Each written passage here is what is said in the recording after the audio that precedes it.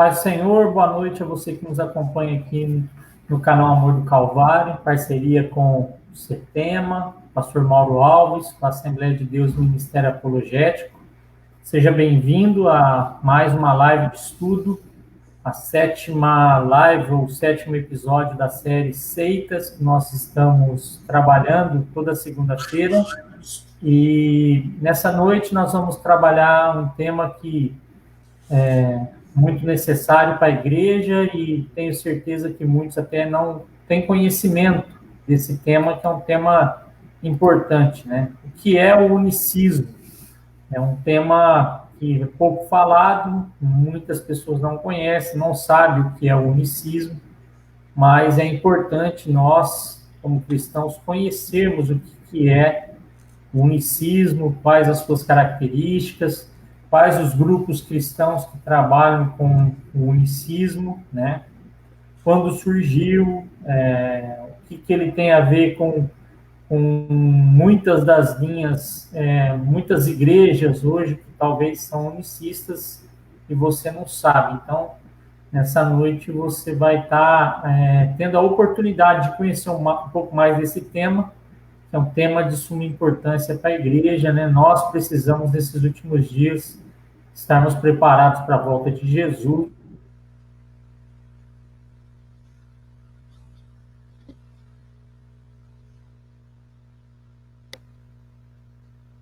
Tivemos um probleminha aí, parece que o Leandro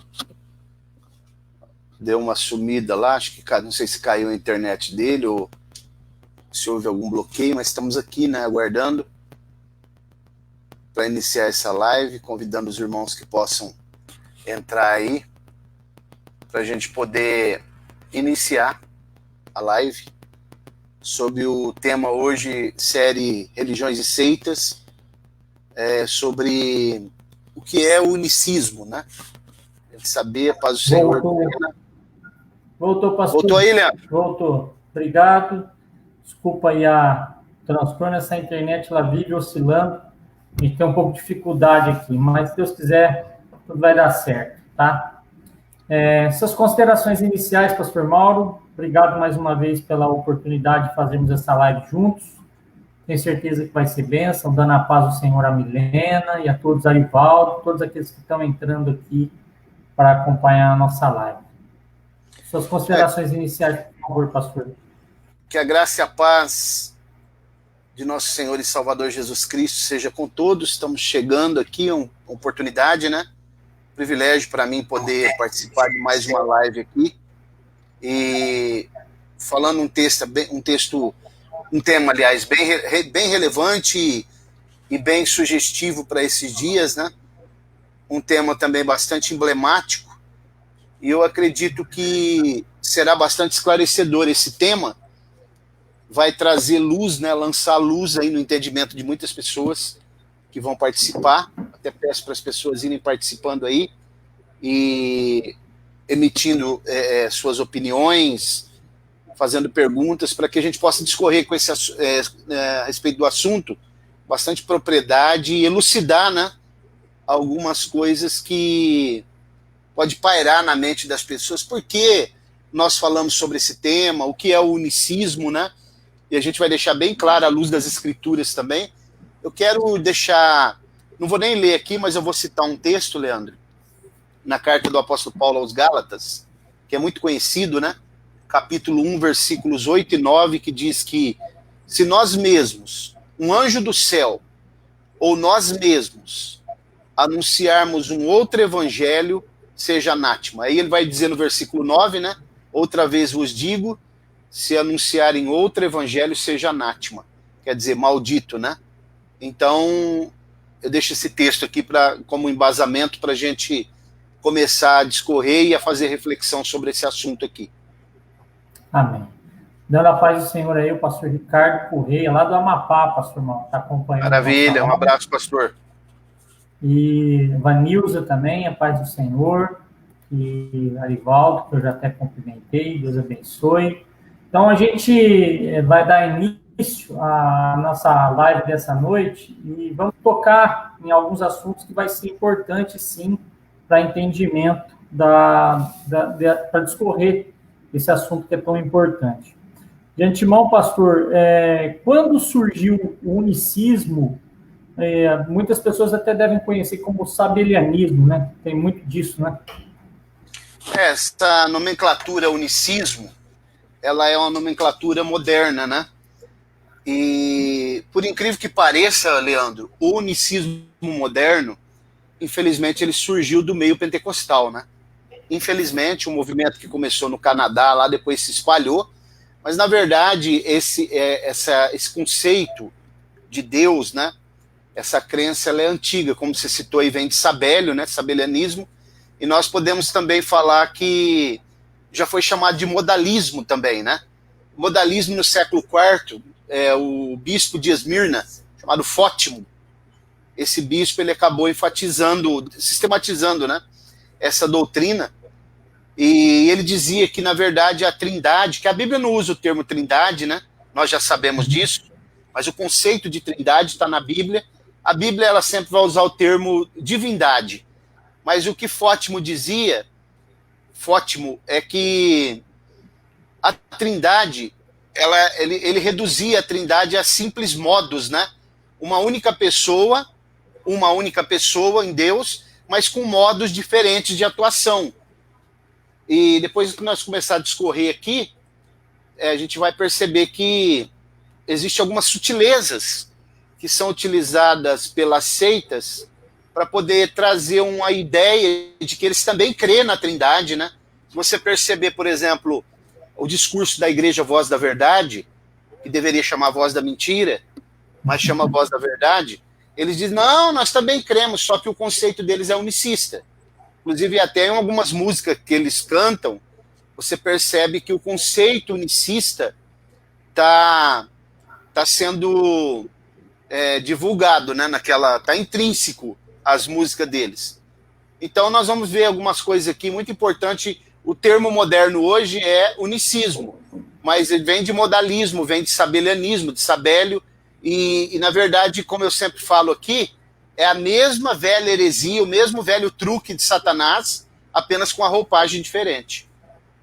É isso aí. Ele vai mudando o nome, mas o entendimento da heresia ou daquilo que contraria a Escritura é a mesma, né? A estratégia é sempre a mentira, né, pastor Mão? Sempre a mentira. Os sofismas, né, que são meias verdades. Certo. Qual a diferença entre o unicismo e o unitarismo, pastor? Então, o unitarismo, por exemplo, é o caso das testemunhas de Jeová, que eles acreditam que eles também não creem na Trindade, entretanto, para eles, o Jeová, né, o Deus soberano, único Deus, Jesus seria para eles um deusinho menor, criado por Jeová, o Filho de Deus, e o Espírito Santo para eles seria uma força ativa. Isso é o unitarismo. Agora, o unicismo, ele já coloca como se fosse uma pessoa só. Não tem essas três pessoas, porque nós, os trinitarianos, nós colocamos a Trindade como três pessoas distintas, mas nós não mexemos na substância. Na essência, nós não retiramos a substância. Mas no caso dos unicistas, para eles não existe três pessoas. Para eles é uma pessoa só, e nós vamos discorrer. O Ricardo, pastor Ricardo, ele está falando do pentecostalismo clássico. Sim, o pentecostalismo clássico, ele não é adepto dessa heresia chamada unicismo. Entretanto, eu também sou, pastor Ricardo, pentecostal clássico, né? Entretanto, o que eu posso dizer é que essa heresia não nasceu no meio neopentecostal, ela nasceu no meio pentecostal, ok? O pentecostalismo, o neopentecostalismo, ele vem depois, porque até eu vou citar depois um homem chamado Shep, com CH, que ele era do meio do pentecostalismo. E depois ele veio com uma história que eu vou explicar aqui, né? Começou-se esse movimento, depois ele expandiu lá para o Canadá, e aí ele acabou sendo disseminado com esse novo nome de unicismo, né? batismo só em nome de Jesus, mas que, na verdade, é o velho sabelianismo ou também o velho modalismo, como nós já falamos aqui. Mas nós acreditamos que o pentecostal clássico mesmo, ele sempre refuta, como é o meu caso também. O pastor Ricardo, ele bem colocou aí, que o pentecostalismo clássico, ele rechaça essa heresia. Obrigado pela participação, o pastor Ricardo sempre tem nos acompanhado, tem nos ajudado muito nas lives aí. Deus abençoe. O pastor, de antemão, para entendimento maior, não sendo tão técnico, vamos dizer assim, para o unicista, quem é Jesus e como é a questão da Trindade? De uma forma mais, não tão técnica, como que a gente pode dizer isso aí? Para o unicista, depende do unicista, porque eles têm metodologias de explicação diferentes. Mas para o unicista, assim, a grosso modo, Jesus, o pai seria alguém que atuou no Antigo Testamento, né? Depois, no Novo Testamento, ele vai atuar por exemplo, eu vou dar um exemplo aqui que você conhece bem, da igreja local de Whitney. Eles explicam assim, Jesus era o pai, depois quando ele vem aqui, ele se torna o filho. E quando ele sopra nos discípulos, para os discípulos receberem o Espírito Santo, ele se torna o Espírito.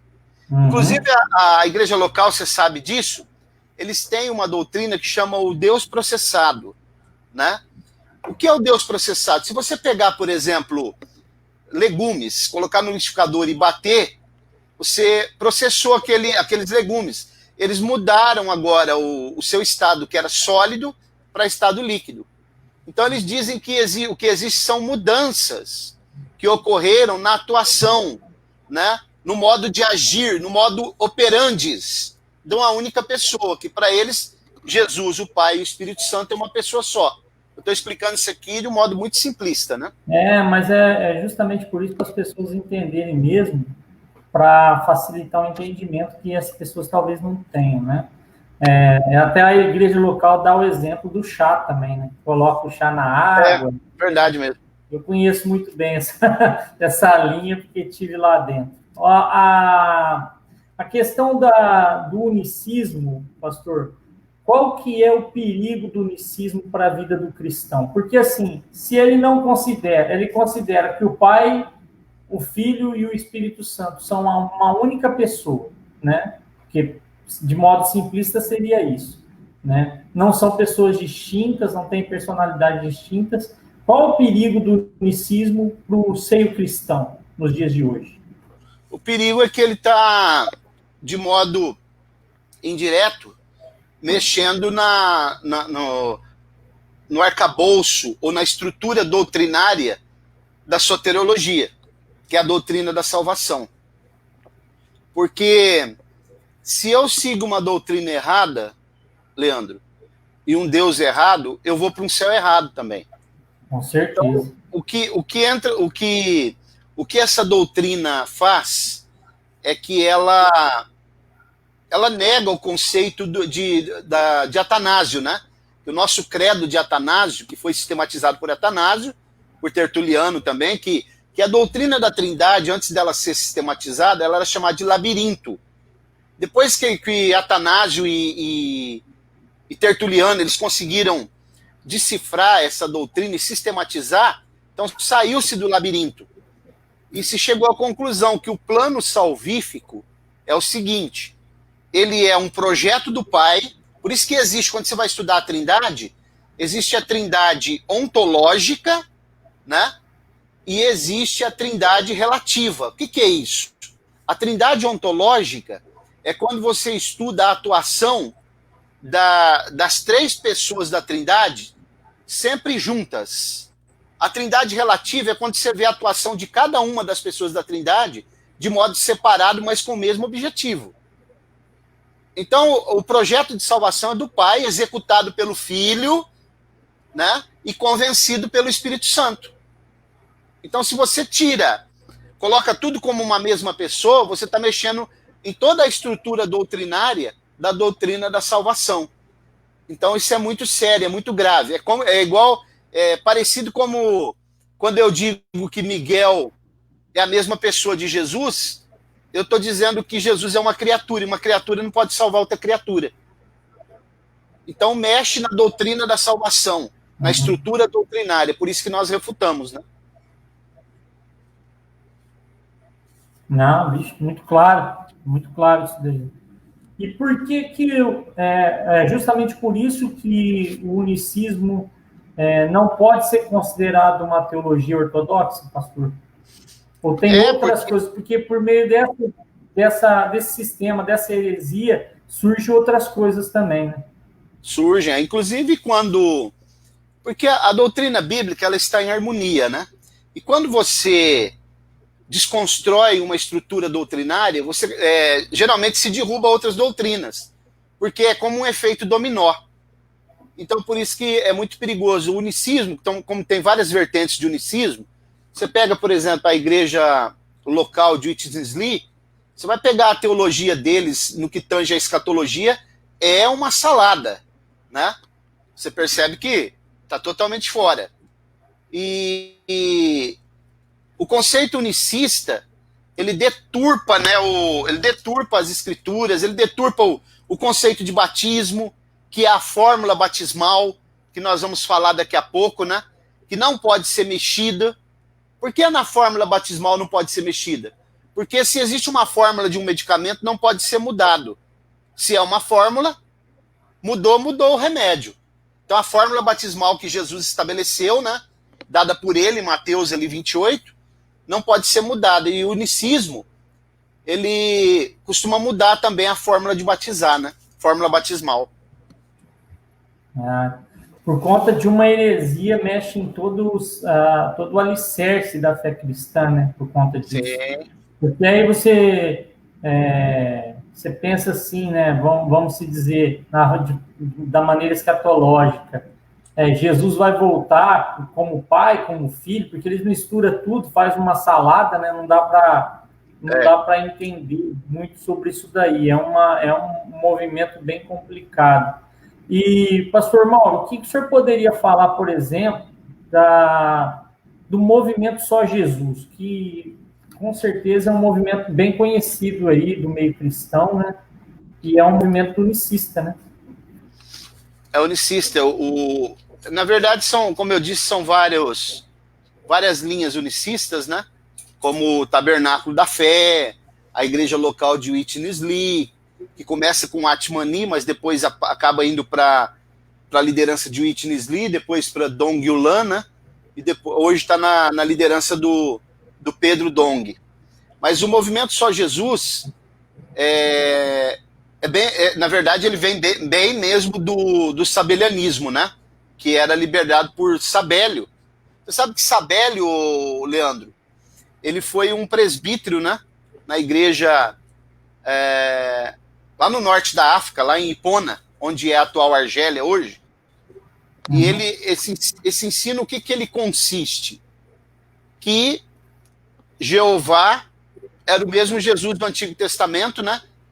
Mas uma única pessoa da divindade. Nós sabemos que Jesus é o mesmo Yahvé do Antigo Testamento, porque ele é Deus, mas não no sentido pessoal, né? Pessoal. Então, o movimento Só Jesus, vou dar uma síntese aqui, né? Ele também é chamado de Nova Luz, né? Só Jesus ou Nova Luz. Ele está ligado a John, que eu citei agora há pouco, que é o Shep, John S. Shep. Ele nasceu no início do século 20, 1913, e sempre, como é de praxe, no nascedouro das seitas, ele disse que recebeu uma revelação, teria recebido uma revelação em forma de visão, né? E nessa revelação, acerca do nome, a revelação era o nome Jesus. E nesse mesmo ano, o que ele fez? Ele começou a estudar sistematicamente sobre esse assunto.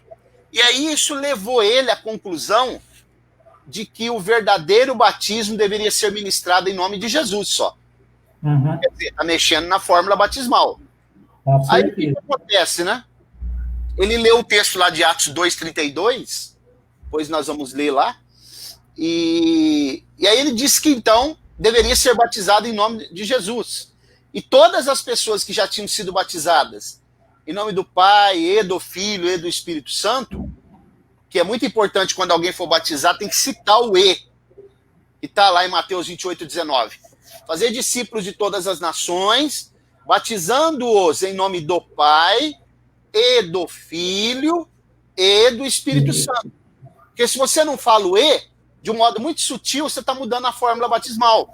Porque o E, ele está separando uma pessoa da outra. Tá adicionando uma outra pessoa. Então, o que Shep fez? Ele começou a dizer que as pessoas tinham que ser batizadas novamente. Aqueles que tinham sido batizados em nome, na fórmula batismal. Aí, o que ele fez? Ele chamou os seguidores dele, né? Seus seguidores, e disse que o próprio Jesus tinha ordenado ele a fazer isso. Rebatizar as pessoas.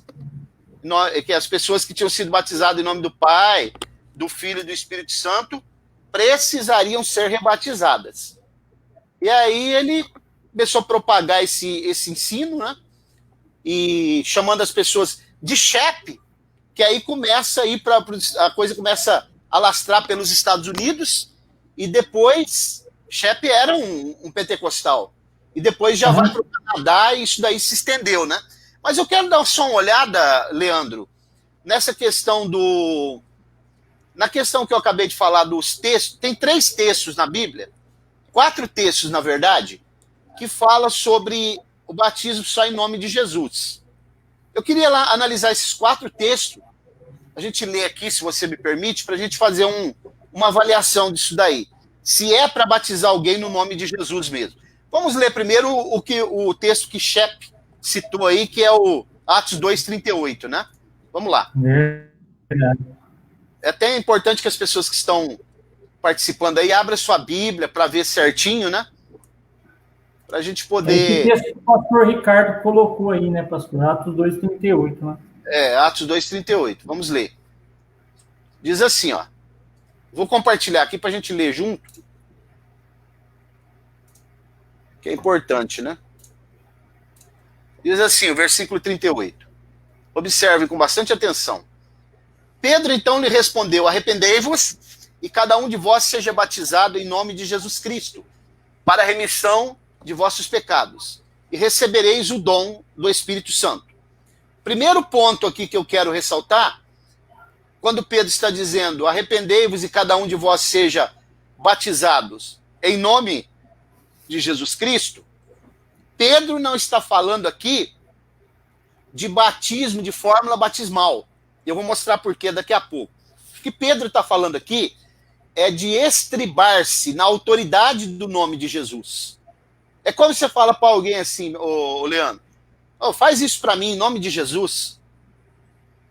Você está colocando o nome de Jesus porque a pessoa não vai negar. Então Pedro está dizendo, em nome de Jesus, seja batizado. Arrependei e seja batizado. Por quê? Porque ele está se estribando na autoridade do nome de Jesus. Muito bem. Então preste bem atenção, se alguém puder deixar a Bíblia aberta, nós lemos Atos 2,38, né? Nós estamos falando de uma fórmula batismal, em Mateus 28, 19, que foi asseverada e foi chancelada pelo dono da igreja. Do Pai, do Filho e do Espírito Santo. Depois a gente pode ver também documentos dos pais da igreja, como o Didaquê, né? Didaquê, que significa ensino, e que os pais da igreja escreveram, que podemos ver como que os pais da igreja efetuavam o batismo, tudo isso em nome do Pai, do Filho e do Espírito Santo. Agora vamos ver mais um texto. Nós lemos Atos 2,38, vamos dar uma olhada em outro texto aqui, Atos 8,16.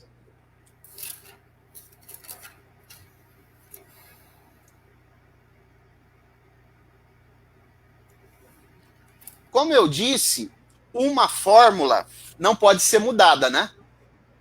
Verdade. Se estivesse sendo falado da fórmula batismal aqui, todos os textos que nós vamos ler tinham que estar padronizado, igual. Porque não é uma fórmula, não pode mudar. Mudou a fórmula, mudou o remédio. Então, olha o versículo 16, ó. Porque sobre nenhum deles havia ele descido ainda, mas somente tinham sido batizados em nome do Senhor Jesus. Percebeu? Quer dizer, olha a fórmula, não tem fórmula batismal. Mais uma vez está se falando estribando-se na autoridade do nome de Jesus. Olha, essas pessoas aqui já foram batizados em nome de Jesus. É a autoridade do nome de Jesus. Mais um texto. Atos 10, 48. Vamos ver se pelo menos um deles está padronizado.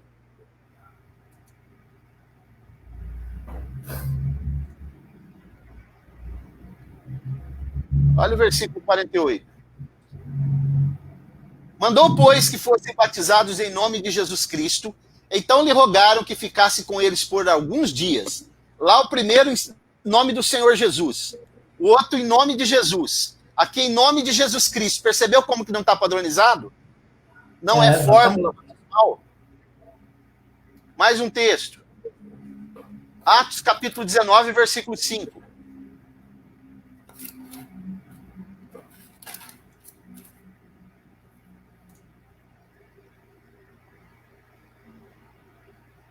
Diz assim, ó. Quando ouviram isso, foram batizados em nome do Senhor Jesus. Não tem fórmula, né? Não tem fórmula batismal. Significa que Jesus não... Aqui o texto não está falando da fórmula batismal, lá está falando da estribar-se na autoridade do nome de Jesus. Logo, o que a igreja precisa seguir, como foi seguida pela igreja primitiva, pelos pais da igreja, depois pelos reformadores, os documentos que a igreja tem, que a teologia ortodoxa tem, é sempre batismo em nome do Pai e do Filho e do Espírito Santo. Então o movimento claro, Só Jesus é bem de... Hã?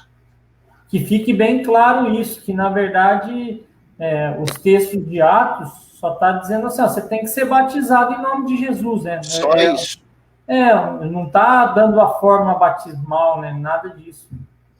Nada disso. Então eles usam isso como um ponto, vamos falar, só que assim, né, pastor? Para você interpretar um texto desse, se for um versículo só, ou um, ou dois, ou três, ou quatro versículos que seja, você tem que conhecer o contexto histórico e do livro também. Não tem fórmula nenhuma. Se fosse uma fórmula batismal isso, estaria o Lucas, que foi, no caso, quem redigiu a carta de Atos, com certeza ele tinha colocado a fórmula em todos esses pontos, não teria um diferente do outro, né? Seria uma norma só que ele teria colocado, né? Até porque o livro, esses textos que nós acabamos de ler são textos narrativos, descritivos, não são textos normativos. E quando a gente vai olhar, por exemplo, o Didache, né, que a gente fala Didache, que é um documento, que a palavra Didache é a palavra grega que significa ensino. Esse Didache, ele foi encontrado lá pelo século XVIII, mais ou menos, lá em Constantinopla, né? Ele é datado do ano 150 depois de Cristo, quer dizer, do século II. E lá existe o testemunho dos pais da igreja dizendo que o batismo deve ser em nome da fórmula batismal, do Pai e do Filho e do Espírito Santo. Então, esse movimento, ele é um movimento herético, né? Liderado por John Shepp, movimento Só Jesus, que enfatiza que o batismo deve ser em nome de Jesus. Por isso que surgiu o nome Movimento Só Jesus ou Nova Luz, porque ele teria recebido uma nova luz, como sempre nas seitas, de Jesus para batizar só no nome dele. E ainda tiraram um texto aqui que esses textos aqui, principalmente na carta, na questão de Atos aqui, que quem escreveu não tem noção muito bem da importância de colocar cada detalhe, né? Então, nesse caso, a gente tem que entender que não tem fórmula batismal nenhuma aqui, e é um livro narrativo, como o senhor falou, né? Não tem como usar isso como norma, né? A norma está lá nos evangelhos e não tem como mudar isso, tá? Então, usar textos isolados para fundamentar uma doutrina, e é daí que saem as heresias, né, pastor Mauro? Exatamente, até porque os apóstolos e os pais da igreja sabiam muito bem a importância da fórmula batismal, e por que eles não fariam, então, se fosse para fazer diferente, porque eles continuaram fazendo como Jesus mandou fazer. Porque Jesus mandou fazer, ele é o dono da igreja, tem que ser feito do jeito que ele mandou. Então não adianta mudar, mas infelizmente os unicistas, eles mudam, né? E Lucas, se tivesse alguma mudança, como você falou, ele como um grande exímio conhecedor, mesmo que não tenha andado junto com Jesus, mas ele exímio conhecedor e discípulo de Paulo, embora fosse grego, mas era o moço de Paulo, ele teria colocado isso com muita propriedade aí, com certeza. Ah, sem dúvida nenhuma. Pastor, deixa eu até colocar um tópico aqui, que isso aí já mostra que mexe na área soteriológica, mexe em várias áreas da teologia, justamente essa doutrina, essa heresia, né, no caso, que traz tanta confusão, né? Para os irmãos que estão nos acompanhando, sinta-se à vontade a perguntar. Se você não entendeu alguma coisa, o pastor Mauro explicar novamente.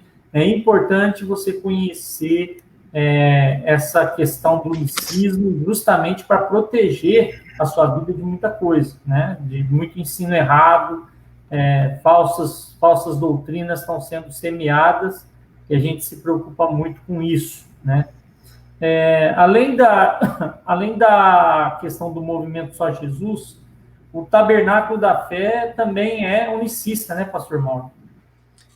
O Tabernáculo da Fé, inclusive, tem aqui na minha cidade, aqui tem uma porta pequena, mas tem, né? O Tabernáculo da Fé, assim como a Igreja Voz da Verdade, que eu citei aqui, esse movimento, o Leandro, o Tabernáculo da Fé, ele foi fundado por um homem chamado William Marion Branham, né? Ele é nascido no estado de Indiana, lá, Kentucky, Estados Unidos, 1909. Início do século XX também.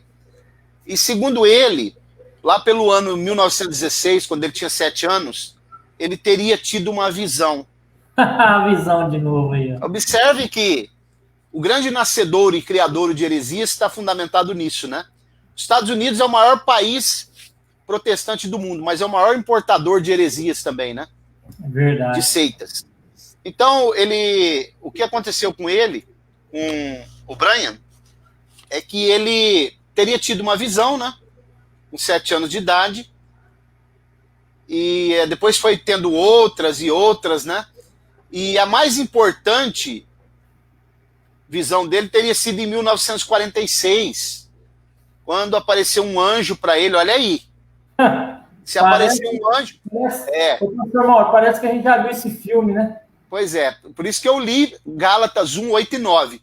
Ainda que um anjo do céu, né? Do céu, não é anjo caído, não. Seja anátema, né? Então, esse anjo teria aparecido para ele, dentro de uma caverna, quase igual ao Joseph Smith, né? Dos Mormons. Então, eu tô pensando nisso aí mesmo. E disse para ele que ele tinha o dom de curar. Ele era um grande evangelista, né? E que ele teria o dom de curar. E quando o anjo... Então esse anjo começou a dialogar com ele, né? E aí, você sabe que esse cidadão, ele era de origem batista, né? Ele se converteu em 1933, ele pregou um sermão numa tenda lá em Jeffersonville, que fala, Indiana, uma multidão de 3 mil pessoas. Ele era um bom pregador batista, né? E aí depois ele vai ter esse contato aí com esse anjo, supostamente, né? E o que aconteceu foi que ele começou a enveredar por esse caminho aí. Depois ele acabou se unindo com outros também, né? Outros pregadores. E aí, o que aconteceu foi que, no mesmo ano, depois, em 1937, ele perdeu a sua esposa e a sua filha, que ainda era bem criancinha, bebê, né? Elas morreram. E ele ficou muito perturbado com isso. O que ele interpretou? Que isso teria acontecido por castigo de Deus, porque ele não estava ministrando a doutrina unicista. Ok? E aí o que ele falou? Aí ele vai se transformar numa espécie de profeta, né? E ele profetizou bastante ao longo da carreira ministerial dele. E em 1947, o que ele profetizou? Que todas as igrejas cristãs iam se reunir, né? Iam se unir, e que isso traria os Estados Unidos também seriam destruídos em 1977. Olha o que ele profetizou.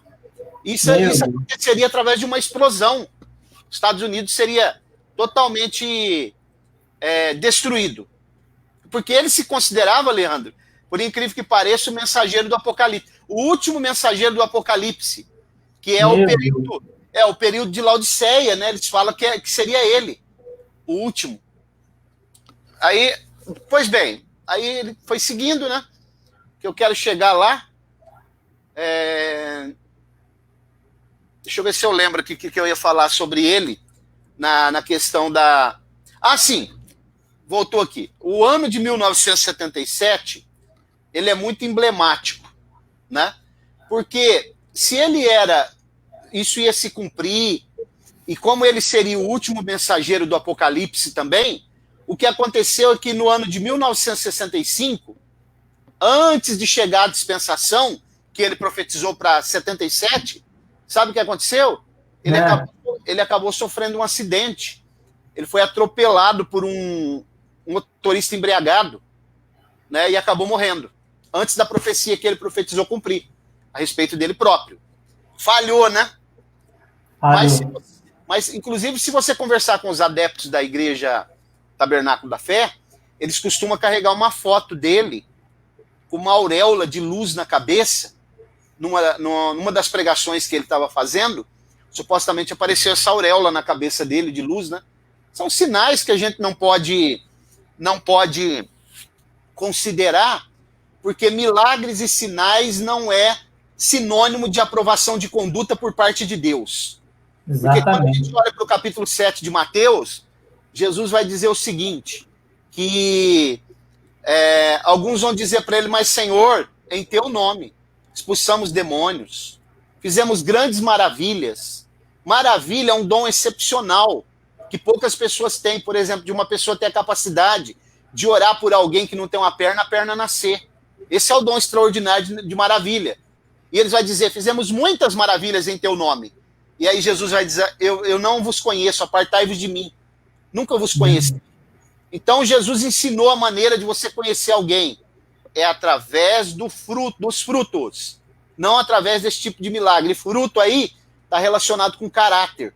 Porque eu já ensinei numa das outras lives que a gente teve aqui, Leandro, que cauda na Bíblia, dentro do contexto profético, significa engano. E a característica maior de um falso profeta é o engano, a mentira. Verdade. Você entendeu? Verdade. Então esse cidadão aqui, só para fechar, ele... na verdade, ele foi alguém que profetizou bastante, né? E essa foto, aliás, eles dizem que ele pregou em 1950, lá no Texas, né? Num dos seus sermões, lá em Houston. E aí essa foto eles tiraram e aparece ele com uma auréola. A maioria deles carrega na carteira isso daí, como se fosse um amuleto, né? Eu vou falar algumas doutrinas aqui desse movimento, do Tabernáculo da Fé, né? Que, na verdade, parece um pouco com as testemunhas de Jeová, que eles dizem, né? Por exemplo, eles dizem que o inferno... eles têm um conceito de inferno que não é nada ortodoxo, bem diferente do conceito que nós temos, né? As testemunhas de Jeová também não crê no inferno. Sabe o que Branham chegava a afirmar? Que a árvore da ciência do bem e do mal é o próprio Satanás, né? E a árvore da vida é Jesus. E eles ensinam que a comer do fruto é a primeira relação sexual. Então, quer dizer, isso aí é refutado pela Bíblia, né? Não tem como. O pastor, vamos dizer que William Branham está para o Tabernáculo da Fé, assim como Ellen Goldwhite está para o Adventismo? Isso. Como Joseph Smith está para os Mormons também. Certo. Então, tudo dentro do mesmo pacote. Cada um teve uma visão, e aí segue a visão, profetiza o que não acontece, porque na verdade é falso profeta, e aí vira o que vira, né? E o Brian, ele dizia o seguinte, né? Que o Pai, Filho e Espírito Santo são só nomes, títulos, né? E aí ele dizia que o batismo nas águas deve ser só em nome de Jesus, porque a palavra Pai, Filho e Espírito Santo são títulos. Apenas títulos e nomes, não para ser batizado no nome dessas pessoas, né? Eu fico assim abismado que de uma heresia sai mais um monte de heresia, tudo errado, misturado, eles fazem uma mistura de coisas. E a Tabernáculo da Fé também é exclusivista ou não, pastor? Todos eles são exclusivistas. É porque a doutrina, as heresias, para você fundamentar uma heresia, você precisa de outra. Tem que fazer um show pirotécnico. Por exemplo, o adventismo, para fundamentar a maior doutrina deles, que é o juízo investigativo, eles precisam se consubstanciar com a doutrina do sono da alma, né? Senão cai tudo por terra, né? Cai por terra. Não tem jeito, né? Isso aí é fato. Pastor, com relação a Tabernáculo da Fé, veio dos Estados Unidos, e aqui no Brasil parece que tem em alguns lugares, tem até bastante adeptos, né? Tem bastante, sim. Aqui na região tem Severina, tem aqui em Colina, tem em Barretos, né? Eles são um movimento que expandiu bem, sim, Tabernáculo da Fé, né? Dos unicistas que a gente conhece aqui no Brasil, o único que não veio dos Estados Unidos é a Igreja Voz da Verdade.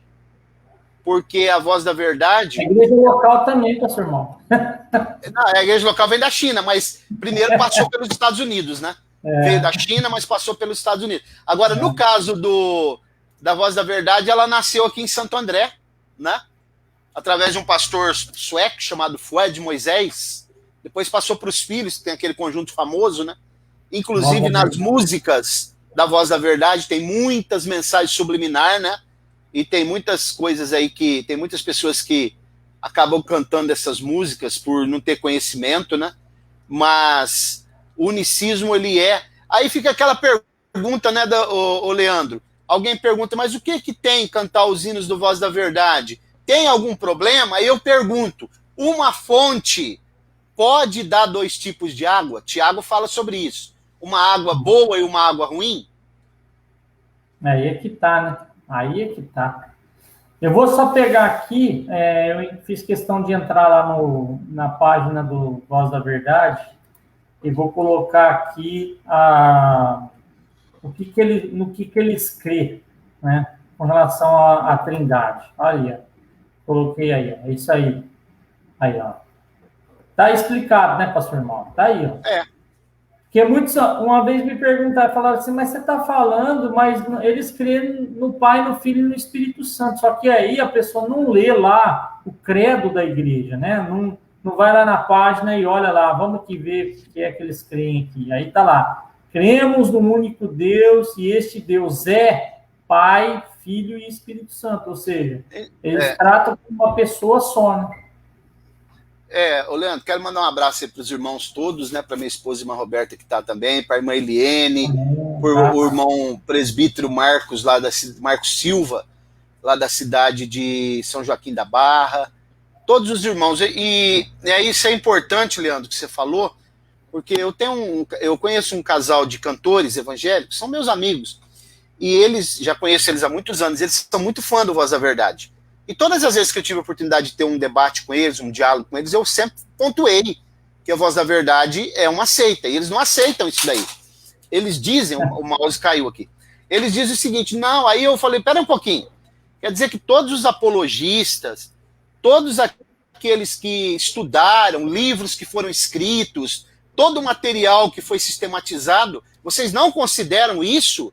E aí eles disseram que não, porque aí ele até cita aquele hino que fala, doce Espírito Santo, vem pousar em mim. Tá falando do Espírito Santo, ele falou para mim. Mas eles não entendem a questão mais a fundo, né? Peraí, Leandro, dá só um minutinho que eu vou pegar o mouse que caiu ali embaixo. Aí que eu tô aqui.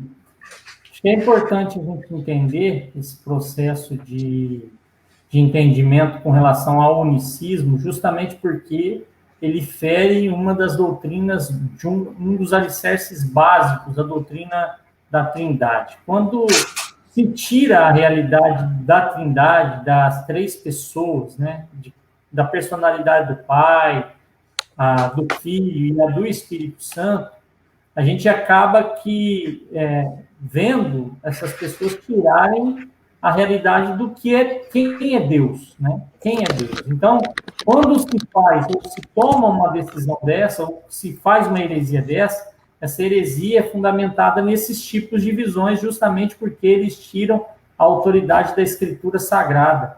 Toda heresia nasce desse tipo de coisa, de visões, de tudo mais, tudo coisa inventada, mas nunca sai da Escritura. Então, porque a Escritura não dá base para esse tipo de entendimento. Então, a gente precisa realmente entender como é o procedimento das seitas, como elas agem, para justamente elas terem a gente está bem preparado para poder entender todo esse processo. Deixa eu chamar o pastor Mauro. Pastor, a Michele colocou aqui, e eles estão em eventos da Igreja Assembleia de Deus. O que o senhor pode me falar disso? Eles têm entrada dentro das igrejas pentecostais, não é só da Assembleia, mas está lotado aí, né? A agenda está lotada. Eu sou totalmente contra. Como pastor da Assembleia de Deus, eu já me posicionei contra, né? Isso virou uma febre nos anos 90. Na verdade, quando eles começaram a frequentar as igrejas evangélicas, Leandro, eles não se revelavam. Aqui, ó, no último, a Michelle está colocando aqui, ó, no último evento que teve com Voz da Verdade lá, por aqui o vocalista fez o passinho do Michael Jackson. Ó. Inclusive até ele já teve vestido de Batman, de Superman, né? Mas quando eles começaram a ir para as igrejas evangélicas, eles não se revelavam como unicista. Aí o que aconteceu? Acho que foi em 97, se eu não estou enganado, a CPAD lançou um trimestre da escola dominical, até o comentarista era o pastor Ezequias Soares, que é um apologista lá de Jundiaí, pastor da Assembleia de Deus de Jundiaí, e aí tinha seitas unicistas, falava de várias seitas e falava da Voz da Verdade. Aí eles se rebelaram. Aí eles queriam processar a CPAD, foram até na casa do pastor Ezequias Soares questionar ele, na casa dele, sobre isso. E aí eles começaram a se revelar como unicista. E aí, como eles já estavam inseridos dentro do contexto evangélico, eles ficaram. Mas eu acho que, eu estou falando pela Assembleia de Deus como assembleiano, eu acredito que a Assembleia de Deus deveria se posicionar e dizer, nós não queremos, porque eles não professam a mesma fé que nós. Embora nós tenhamos muita dificuldade de entender isso, mas eles não são irmãos, porque eles não professam a mesma doutrina que nós professamos.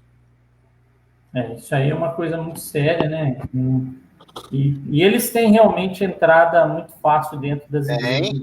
Tem sim. Isso aí é fácil. Tem que ponderar muito isso, porque é um negócio que está na cara aí, muitos não veem, né? Então, com relação à Voz da Verdade, aí eu vou colocar mais um pedaço aqui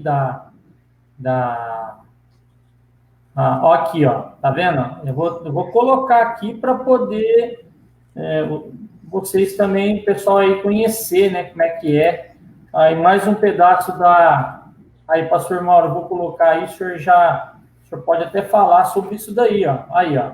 Cremos no ministério, nos ministérios de um único Deus, como Pai, Criador, como Filho, como Espírito Santo.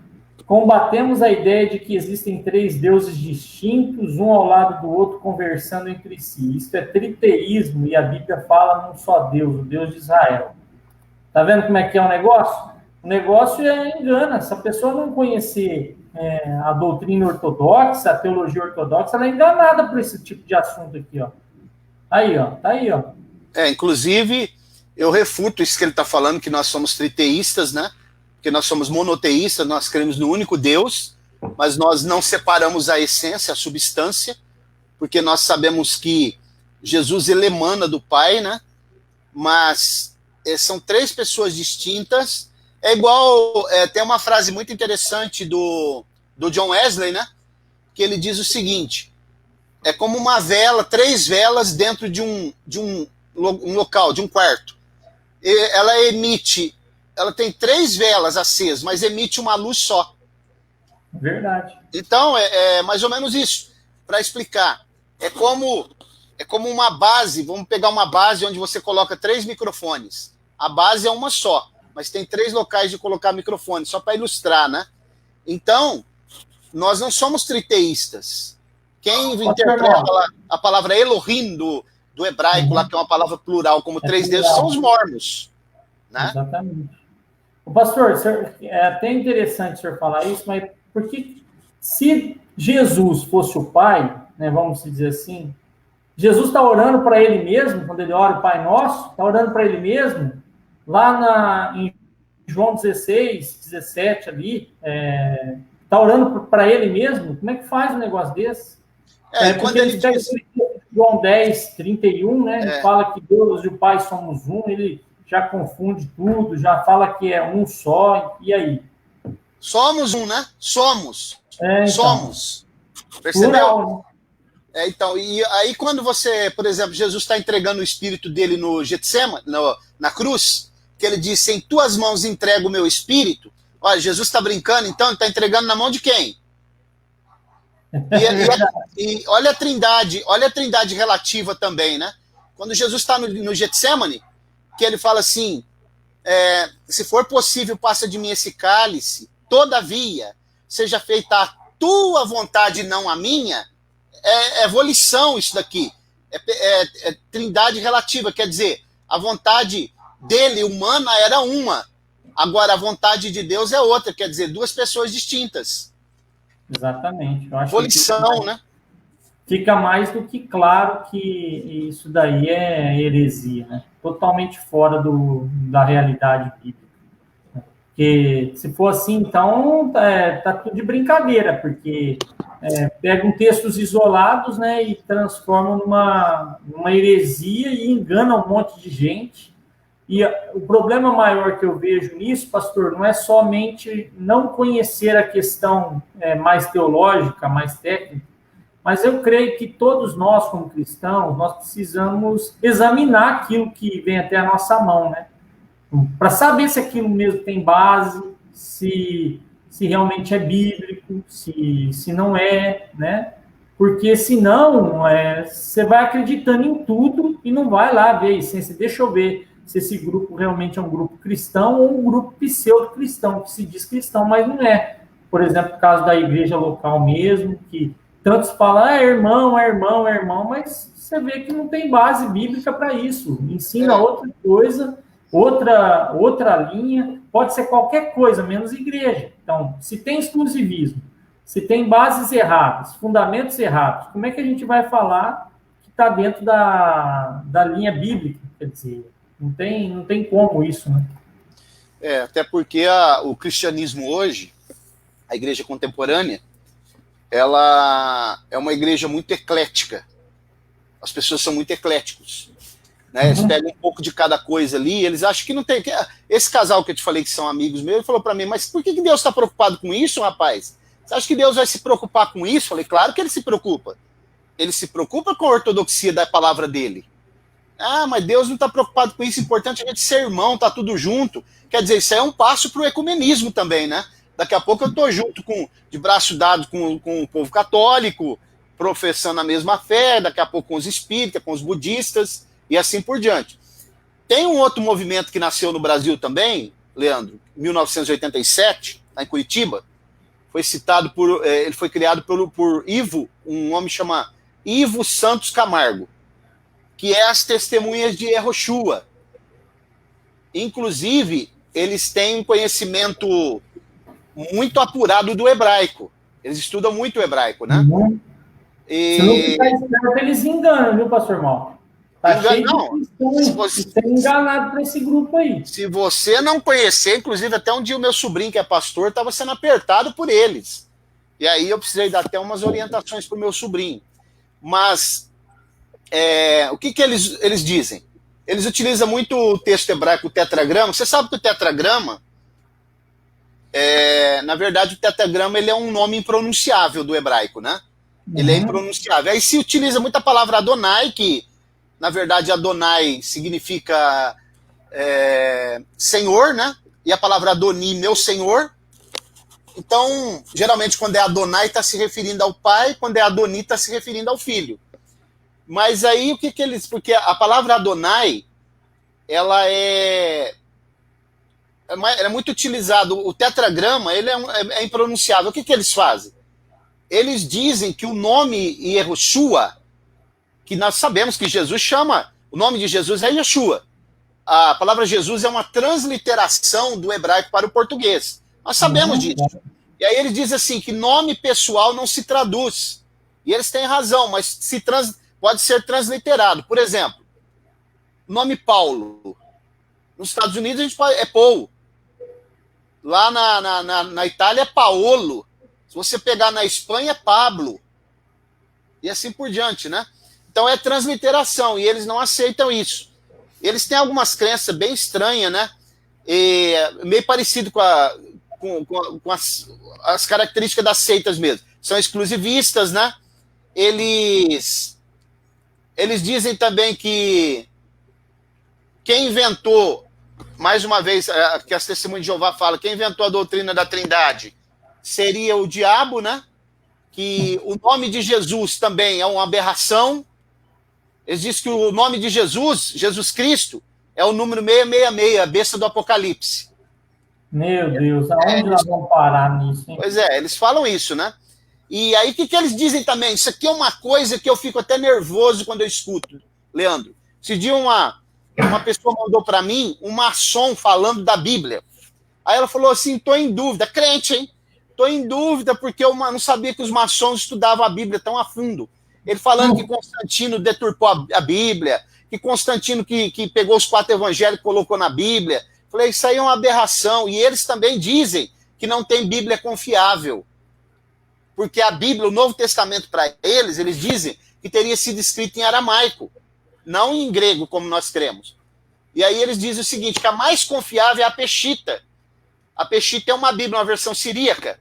O siríaco é uma língua, é um dialeto dentro do aramaico, né? Então eles usam muito a Peshita, porque eles dizem que todas as Bíblias cristãs foram adulteradas pela Igreja Católica, pelos padres da Igreja Católica. Modificados os textos, Mateus 28:19 foi colocado, foi um acréscimo, que muitas coisas foram interpoladas, né, lá na frente, coisas que a Bíblia diz que aconteceu muito antes, foi colocado depois pela Igreja Católica, e assim por diante. Infelizmente, pastor, falta muito conhecimento, né, da realidade bíblica mesmo, do contexto histórico também, de toda a história da igreja. Muitos não têm esse hábito de aprender, de querer conhecer isso, e é muito importante.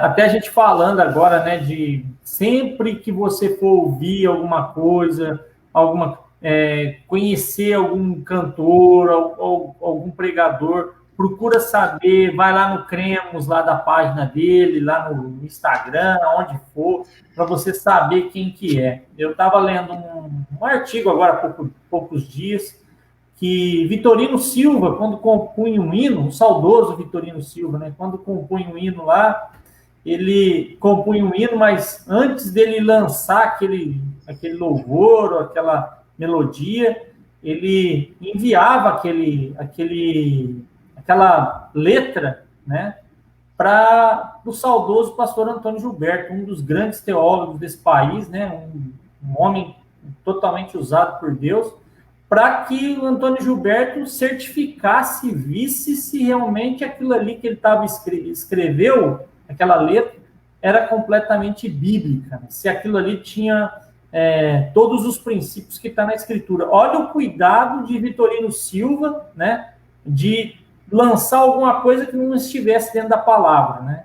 E aí você vê que tem homens como Antônio Gilberto, né, que estava ali para orientar. Se o Antônio Gilberto falasse para ele, não lança, aqui precisa arrumar, ele ia lá, arrumava a letra, mandava de novo para ele ver, para depois lançar. Olha o cuidado que esses homens tinham. Hoje o camarada não tem curso de teologia, ele não é preparado para ministrar, ele não é preparado para fazer letra e fala que é compositor. Aí ele vai lá, compõe um monte de heresia, não passa nem pela mão de um pastor preparado, ou de alguém que já estudou para poder orientar, ele vai e lança na internet, e isso vira que nem um vírus, bomba o negócio. Daqui a pouco explodiu e está em todo lugar, todo mundo cantando dentro das igrejas evangélicas, e vira o que vira, justamente porque não se tem a preocupação de verificar se aquilo realmente é verdadeiro ou se aquilo tem uma base bíblica ou não, né? Passa muito por isso hoje também, né, pastor? O povo, como diz Paulo Júnior, né, é uma geração que é completamente analfabeta, na grande maioria das vezes, biblicamente falando. Né? Não, a geração de hoje, no que tange ao conhecimento das escrituras, é a pior geração que existe. E os cantores, eles fazem as letras para agradar os seus ouvintes. Eles não fazem letra para louvar a Deus, na sua grande maioria, né? O pastor Vitorino Silva, que você sabe que a CPAD ela tem 3 cantores, né, que são representantes da música evangélica na CPAD, que é o Vitorino Silva, a Lília Paz e um irmão que chama Marcelo, lá do Rio de Janeiro. E deveria se fazer isso daí, levar num conselho de doutrina, se passar pela mão do pastor, se analisar, o cantor ou o compositor fazer um curso teológico para saber o que ele está fazendo. Porque hoje eles estão vendendo aí o que agrada o povo. Deu movimento e deu ibope, para eles não querem nem saber, né? Se é triunfalista, se é antropocêntrica, se é algo que dá projeção ao homem, né? Porque você sabe quantos anos demorava no século XIX, XVIII, XIX, para um teólogo ser considerado teólogo, Leandro? Vixe, é muito tempo, hein? Para ele receber uma licenciatura, para ele receber uma licenciatura e depois ele passar por um crivo para ser chamado de teólogo, 10 anos. Hoje, qualquer pessoa que está ensinando na internet fala que é bacharel em teologia, né? Estão falando, você vê as pessoas que estão ensinando aí na internet, não tem noção de nada, não tem noção das coisas e estão ensinando, e esses músicos aí deturpando toda a música sacrossanta, não tem a coragem de pegar, não, vou olhar isso aqui, o que eu estou compondo, o que eu estou cantando, né? Então a tendência é piorar, né? Até porque também nem, além deles não terem conhecimento teológico, eu vou falar claramente que a grande maioria deles detesta a escola bíblica dominical. Se a pessoa não tem a noção de que a importância da escola bíblica para a vida dela, para o viver dela, ela vai ser enganada por letra, ela vai compor o que não deve, porque ela não está lá na escola bíblica, ela não tem um curso um culto de doutrina, não tem um curso de preparação para isso. Isso nos preocupa porque é o nome da igreja que está em jogo, né? A igreja em si que está passando por esse problema, e a gente vê claramente, o unicismo está infiltrado dentro disso tudo. Quantas e quantas letras você vai ver lá dentro da letra, o camarada é de uma igreja evangélica, séria, vamos falar assim, só que ele compõe uma melodia, uma letra unicista, e ele não sabe.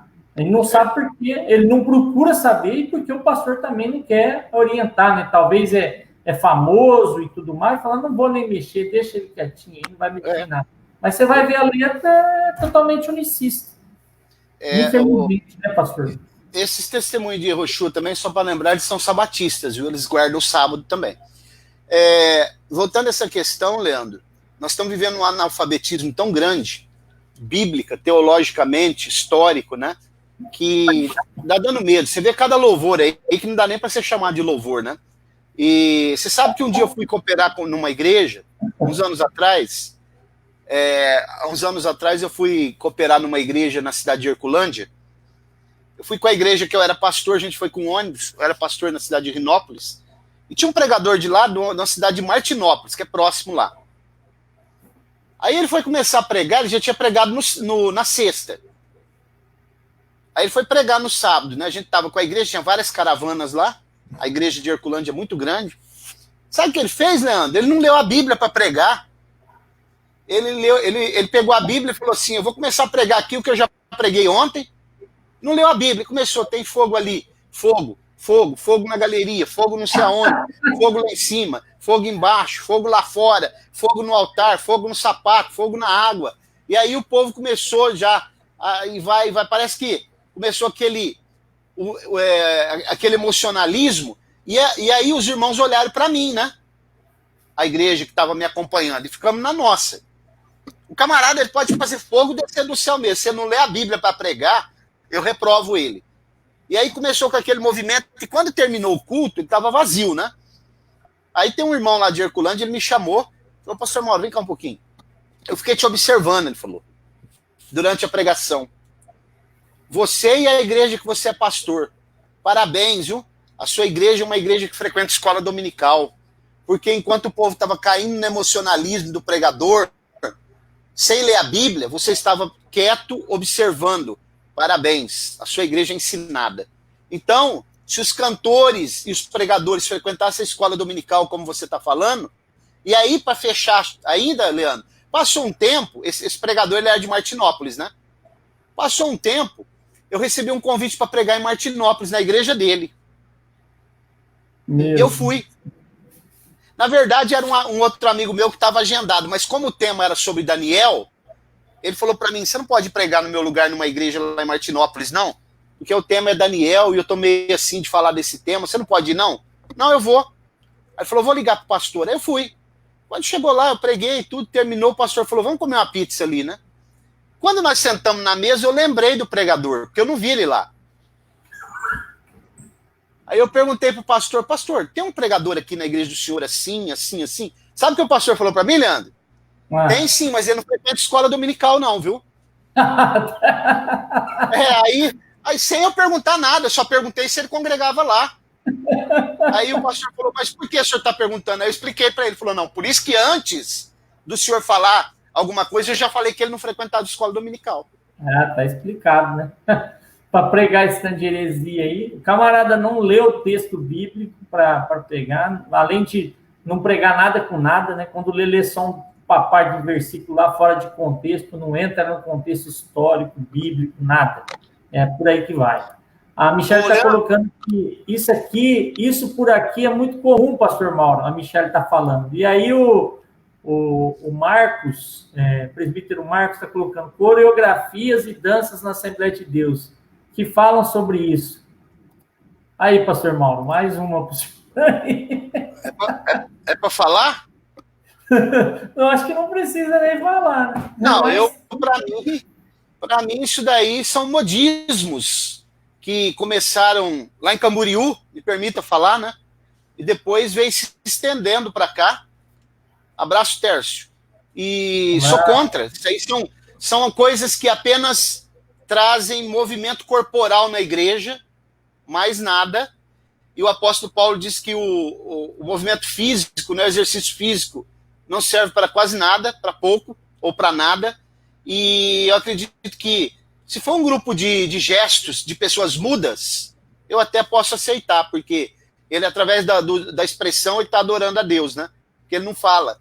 Mas pessoas que falam, que cantam, qual é a edificação que traz esse tipo de grupo? E eu quero ler um texto, se você me permite, Leandro, porque às vezes as pessoas perguntam, mas não existe a palavra trindade na Bíblia, né? Não existe a palavra trindade. Mas o conceito de trindade existe, a palavra é divindade.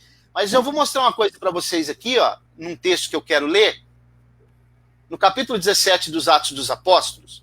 Olha esse texto, Leandro, isso aqui é fantástico, esse texto que eu vou ler aqui.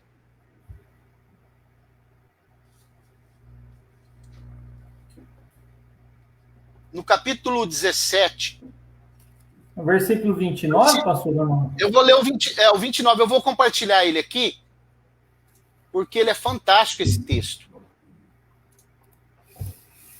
Ele é muito profundo, esse texto. Os irmãos que têm a Bíblia aí, leiam também. Diz assim, ó, versículo 29, ó. Sendo nós, pois, geração de Deus, não devemos pensar que a divindade seja semelhante a ouro, ou a prata, ou a pedra esculpida pela arte e imaginação do homem. Então, observe esse versículo. O que vale mais, Leandro? Ouro, prata ou pedra esculpida? Meu Deus. O que vale mais? O ouro. O ouro vale mais que a prata. A prata vale mais do que a pedra esculpida, né? Uhum. Só que ele está dizendo que a divindade, as três pessoas da divindade, uma não é mais que a outra. Ok? Não é como o ouro, a prata e as pedras preciosas. Paulo está dizendo isso. Sem dúvida. Está mais do que claro aqui. Percebeu aí? Na tradução aqui que eu estou usando, que é a versão revista atualizada, ele fala, sendo pois geração de Deus, não devemos pensar que a divindade é semelhante ao ouro, à prata ou à pedra, trabalhados pela arte e imaginação do homem. Olha, quer dizer, não é semelhante. O ouro vale mais que a prata. A prata vale mais do que a pedra. Mas a divindade, um não é mais que o outro. Exatamente. Profundo mesmo, realmente. Atos 17 e 29. Os irmãos possam anotar aí, que é muito importante, né? Bom, tem mais alguém que tem alguma pergunta, que precisa estar com alguma dúvida? Vamos aproveitar aí para a gente ainda ter um tempinho, se você quiser, né? Senão a gente vai entrar em outros temas. Desculpa, e a gente vai falar, já verificar com relação aos nossos próximos episódios. Se você tiver alguma dúvida com relação ao unicismo ou algum texto da Bíblia, seja o que for, você pode até aproveitar, apesar do tema ser unicismo, né? Apesar, pastor Mauro, que tem outras igrejas aqui, né, que professam, outra igreja até bem conhecida aqui no Brasil, que professa essa fé unicista, é a Igreja Evangélica Cristo Vive, de um pastor que é até famoso, um pastor português, que ele tem um trabalho aqui no Brasil, chamado Miguel Ângelo, né? Miguel Ângelo. Ele até se intitula apóstolo, né? Apóstolo Miguel Ângelo. E ele é uma igreja unicista também, né? Então, ele tem programa de televisão e é bom ficar esperto, né? Tem a Igreja Unida também do Brasil. Não, a Igreja Pentecostal Unida. Não é a Igreja Unida. Não é a Igreja Unida. Aqui em Barreiros tem a Igreja Unida, que tem o pastor lá, é meu amigo, o pastor Júlio. É a Igreja Pentecostal Unida. Essa igreja também é de fé unicista, professa a fé unicista. E o Miguel Ângelo também, né? Isso, Igreja Pentecostal da Fé Apostólica também. Sim, sim. Igreja Apostólica da Fé em Cristo Jesus. Um monte de igreja evangélica que se diz cristã. Por isso que a gente tem que ficar esperto com esse censo que tem aí, falando que tem quase 50 milhões de evangélicos no Brasil, porque joga tudo isso dentro do pacote. Isso é uma piada, Leandro. Joga tudo dentro do pacote, fala que mas não é. A gente sabe que não é. Então, a gente precisa saber discernir, né?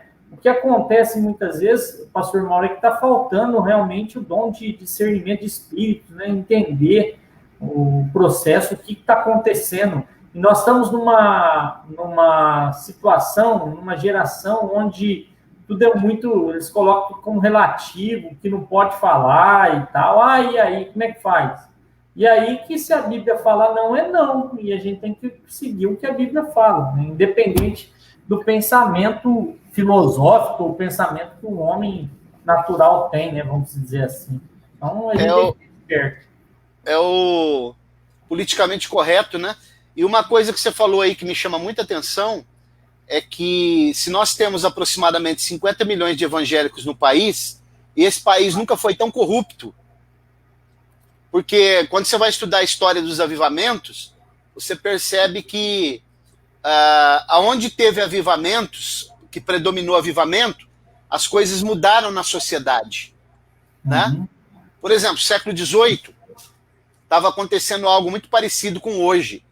No século XVIII, na Inglaterra, havia uma mornidão espiritual terrível. As igrejas estavam vazias, existia pregadores que tinham a capacidade de pregar sermões vazios para o povo, e quando ele descia, ele ia se embriagar, e as pessoas dormindo dentro da igreja. O que aconteceu começou alguns jovens a orar, John Wesley, né? George Whitefield, começaram a orar, e quando foi numa madrugada, 3 horas da manhã, Deus se manifestou, eles foram cheios do Espírito Santo, e aquele avivamento varreu a Inglaterra de uma tal forma que caiu a inadimplência, caiu as prisões, caiu o adultério, os níveis de adultério, de mentira, e segundo o que alguns teólogos dizem, Leandro, esse avivamento foi tão importante que a Inglaterra só foi salva da Revolução Francesa por causa desse avivamento aí. É verdade.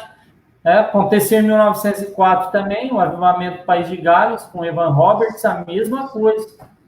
O País de Gales estava completamente envolvido nas políticas, nas coisas do mundo, né? As igrejas completamente vazias, sem pessoas sem intimidade, sem temor, vivendo uma vida de ir à igreja apenas por um ato religioso. E Deus levantou um grupo de jovens de oração. Olha a importância da oração na vida do cristão. Agradecendo aí ao ministro Jean, Deus abençoe. Olha o que ele está colocando aqui, ó. Eu fui membro de uma igreja unicista, Pentecostal Unida do Brasil, olha, tá vendo? Eu também vim de igrejas unicistas, eu tive dentro da igreja local há muitos anos, eu sei como é que funciona lá dentro, todo o processo. E quem conhece o unicismo, quem viveu dentro do unicismo, sabe que na verdade, é feito como se fosse uma lavagem cerebral, uma forma da pessoa achar que aquilo ali tudo é normal, e eles não falam muito sobre as doutrinas ortodoxas, né? Graças a Deus, Deus abre os nossos olhos, e aí a gente vê tudo, pela misericórdia e pela graça dele mesmo, né? O homem em si mesmo, né? Igreja local, a igreja local que você conhece bem, ela tem uma doutrina chamada Alegando o Chão, né? Essa doutrina Alegando o Chão é o seguinte, eles dizem que onde eles se instalam, Deus entrega o território para eles, tanto espiritual como o território terreno, físico. E que aí em cada cidade uma igreja.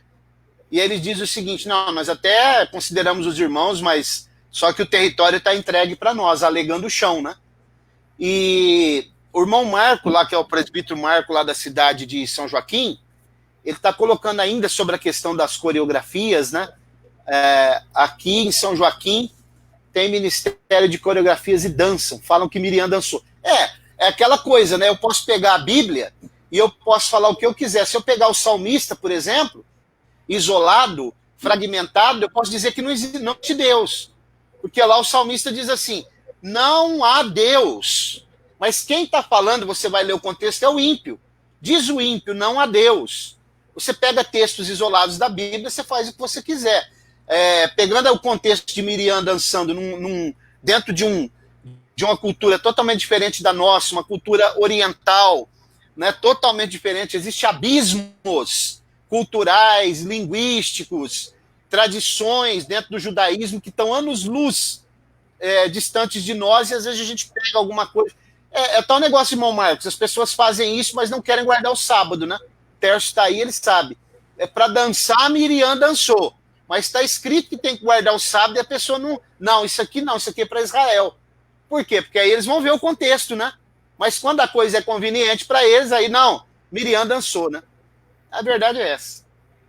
Bom, se deixar a live vai passar lá das 2 horas. Amém, acho que já podemos caminhar para o fim. O que eu penso, assim, o mais importante, né, na questão bíblica, nós temos o entendimento de usar a Bíblia não para o nosso bel prazer, do jeito que a gente quer, mas para os princípios que a Escritura traz. A Escritura ela vai nos confrontar. Muitas coisas que a gente gosta, coisas que a gente quer, a gente não pode, né? Então, não é porque a gente...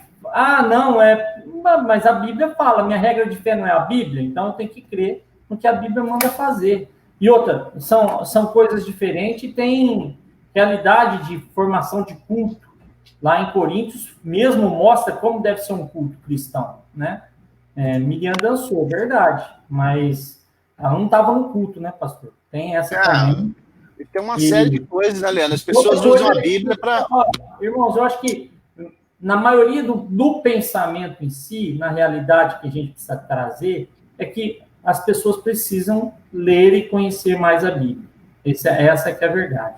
Quando elas se aprofundam na Bíblia, elas têm um conhecimento muito mais claro do que é ser cristão e quais as práticas nós devemos ter. Tem que ter muito cuidado com isso, justamente para proteger o corpo de Cristo. Então, esse entendimento, principalmente com relação à questão do unicismo, né, pastor Mauro, que é uma coisa que não se fala, muitos não conhecem o unicismo, e são enganados, né? Como eu fui durante muito tempo, como o ministro Jean, e como tantos outros, né, que são enganados, e graças a Deus tivemos os nossos olhos abertos, né, como os nossos olhos ficaram abertos. Quantos que estão com os olhos fechados, né? Agora, eu vou pegar e vou falar que a pessoa é salva, que a pessoa professa a mesma fé, você não professa? Eu tenho amigos, pessoas que estavam lá dentro, estão lá dentro, né? Eu tento falar a realidade para elas. Se elas não quiserem, eu não vou ter minha consciência pesada por conta disso. Porque eu falar a verdade, eu vou falar, eu não vou ser politicamente correto nisso. Até falando nisso, pastor Mauro, hoje até a Vanessa estava falando, nós estávamos vendo um pastor aí, o pastor falando coisas, né? Tipo assim, colocou ele na berlinda e ele não queria falar com medo de incomodar, né? O Jean está colocando que na igreja que reunia, eles não criam na trindade, mas ministrava a bênção apostólica no fim do culto. Acontece isso mesmo, pastor?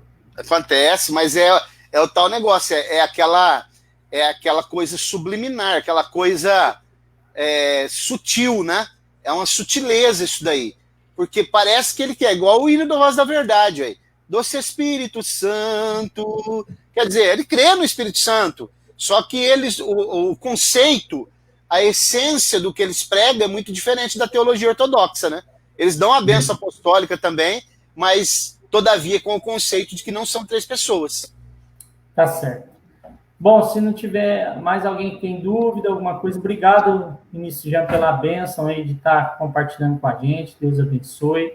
E se tiver mais alguém aí, na próxima segunda-feira, essa semana agora, a gente vai estar fazendo, já começando a divulgar o trabalho do CETEMA, e algumas pessoas me procurarem, até estão gostando demais das lives de estudo, né? Então, o pastor Mauro a gente já está planejando aí, já colocando em andamento a questão do curso de teologia, mas a gente vai ter uma introdução de teologia para quem quiser participar, totalmente gratuita, um negócio bem sério, né? São aulas, assim, fundamentadas que vão ajudar bastante, né? E a gente vai estar falando mais sobre isso.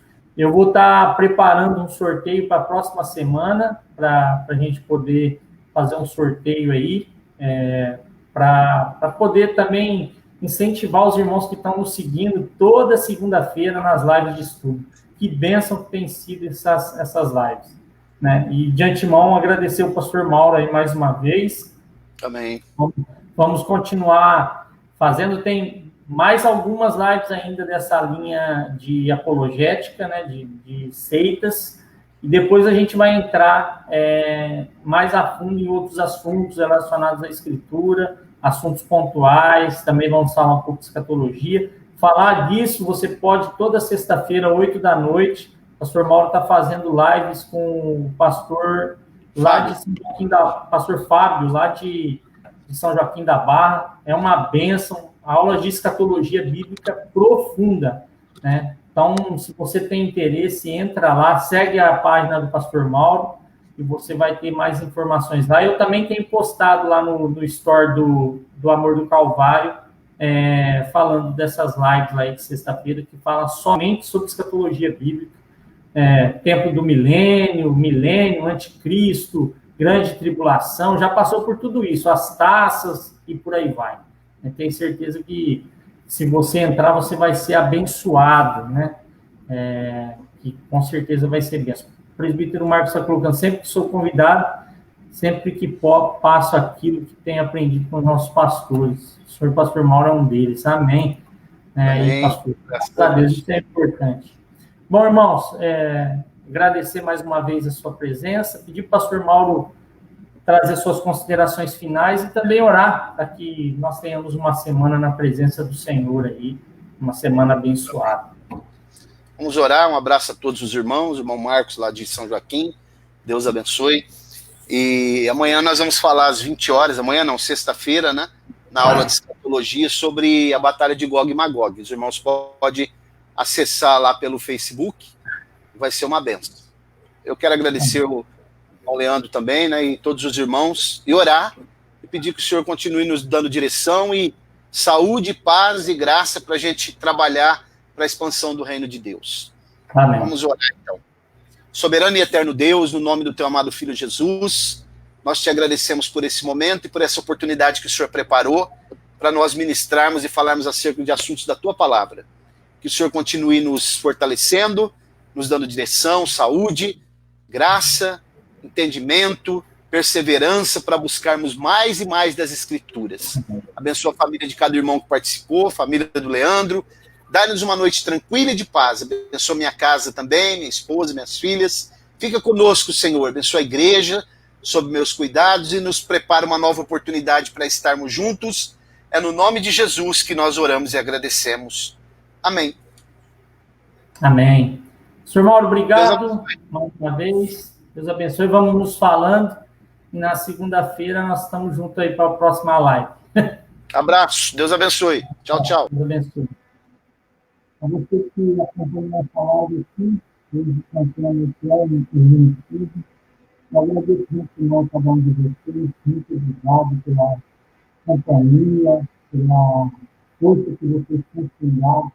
Eu agradeço pela ação a todos, aqueles que têm nos acompanhado, por ter fortalecido cada dia mais na noite sagrada, e abençoar também a vida de pastoral, que têm empregado os evangelhos bíblicos respectivos.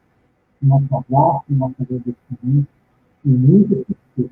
Jesus, e acima de Deus em Deus. Deus abençoe a sua vida e uma ótima semana na sua vida. Grande abraço.